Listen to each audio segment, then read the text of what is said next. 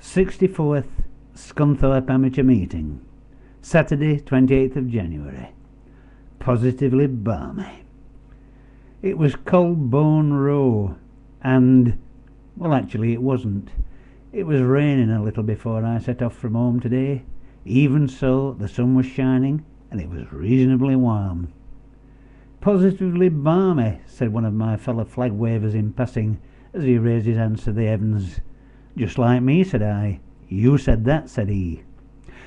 These days it feels more and more to me that I'm a little balmy in going down to Scunthorpe and standing in the cold for up to 6 hours. The things we do for Speedway. Wrap up warm, said Mrs. Hollingsworth over the phone. It's cold down here. But it's always cold down there, I thought, but it turned out to be almost tropical.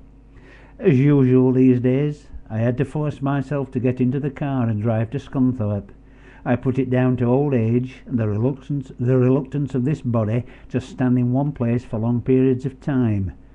You wonder sometimes if it's worth it, and the question is answered for you as it was today. I was also trying out my new second-hand car today, a Ford Fiesta Z-Tech. I was taking it out on a long run to see how it went. I wanted to know if it was going to be able to compete with my trusty old Ford Escort. The Escort was up for testing, and we decided that it was 17 years old, at 136,000 miles plus on the clock. It was time it was retired. In the 6.5 years that I had the car, I did 92,000 miles in it, and only put 11 pints of oil to top it up, occasionally. The Fiesta, on the other hand, I collected it from the garage, round the corner from my son's house. We signed up all the papers, taxed it, and drove it 4 miles to fill it up with petrol. I called at my son's house for a cup of tea and then decided to head home. It wouldn't start. We contacted the garage. He couldn't believe it. I don't believe it, he said. And I said, believe it. It won't start. But he was there in 5 minutes. He checked the battery, decided it was duff, and said he'd replace it, which he did. The following day I went for a drive out in it with my daughter-in-law and son. The silencer's blowing, said she laconically as we drove along. My son and I didn't think so, but soon realised it was. The following day I went to Sheffield in it, and the back box dropped off, and the engine management light came on, so we took it back to the erstwhile garage owner, who couldn't believe that either. He was going to get another car to look at it, but I told him not to bother, as it was in the boot. He replaced the battery in the back box without complaint, and returned it washed and cleaned. Therefore the drive out to Scunthorpe was the ideal way of seeing how she was running, and up to now all is well. On arrival at Scunthorpe, it was easy to see why Richard was saying that riders needed to book early if they wanted to take part in the meeting. Usually the car park has only 1 or 2 cars in it, but today all the riders' vans were parked there. There's not many people there that I know these days, other than Richard, his wife, and all the other faces that are usually around the place. I picked up my programme and said hello to Richard, went for a cup of coffee and a sausage sandwich, then made my way out onto the track. I looked at the programme to see how many races there were to be ridden today.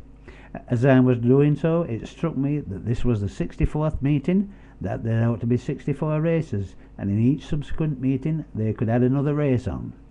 When I looked through, there were 65 races, so it appears they had realised the connection, and they were already a race in front. I thought it was a good job it was warm, even though I knew it would get cold later on, with so many races to run, which of course it did. We started prompt at 1 p.m, with the open class boys getting things off to a flying start. The track looked a bit muddy and rough to me, but I was sure that after a few laps the riders would get used to the conditions.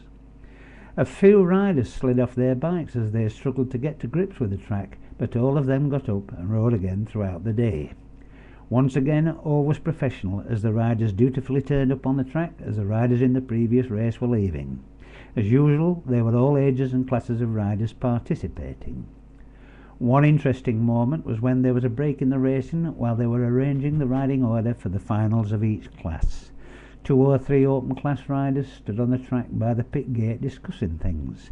A group of kids dressed in riding gear between the ages of 8 and 13 walked past them onto the track. There was a rider who must have been in his 40s or his 50s dancing a jig at the gate. It was a moment that should have been caught on camera, as such things sum up perfectly what these amateur meetings are all about. There is room for everyone there to indulge themselves in racing speedway. There's always plenty of opportunity to get racers in to improve either for the upcoming new season or just for personal satisfaction. There was an amazing moment late on when I think one of the Waddle brothers had a nasty fall tangling with another rider between the third and fourth bends. I think it was a Waddle brother involved, but sometimes when you're stood on the centre green you can't hear what the announcer says, but Richard will correct me if that's wrong. The way it happened led you to believe the ambulances would be on the track right away, but as speedway riders do, both fallen riders were back on their feet and walking back to the pits. The amazing thing about this incident was the fact that one of the riders, as they walked past me, was laughing and joking with the person he was walking along with. It just makes you wonder how they accept these things as part and parcel of what they do.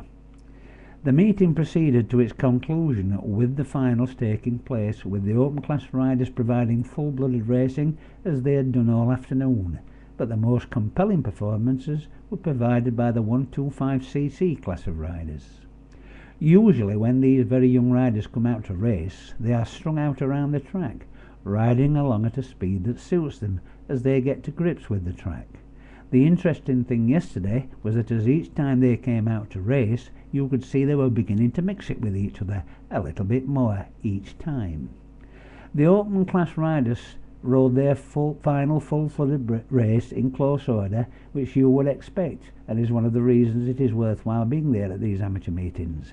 Stephen Nielsen being the worthy winner, then the other classes performed in their finals, leaving the 125cc class riders to come out last. Last but not least, I don't know what fired them up, but you would have thought it was the open class boys performing the way they went at it. There were the two at the front, Jack Parkinson Blackburn and Ben Woodall, shoulder to shoulder all the way round, battling to get in front of each other. A few yards behind, Carl Bickley and Lewis Whitmore were locked together, going at it just as hard as the boys in front.